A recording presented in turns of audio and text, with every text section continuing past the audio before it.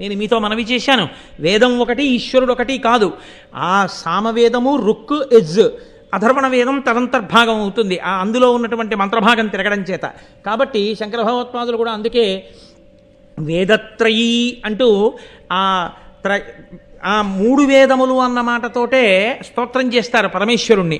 కాబట్టి ఆ మూడు వేదములుగా లోకంలో ఉన్నటువంటి సామవేదము, ఋగ్వేదము, యజుర్వేదము ఏ ఉన్నాయో ఆ వేదముల రూపమైనటువంటి ఆ పరమేశ్వరుడి యొక్క రూపములైన బ్రహ్మ విష్ణు మహేశ్వరుల్ని వారు పురుషోత్తమంబుజభవ శ్రీకంధరాశ్రేయసే, వాళ్ళు నిరంతరము మాకు శ్రేయస్సు కల్పించుగాక. నాకు అనలేదు ఆయన.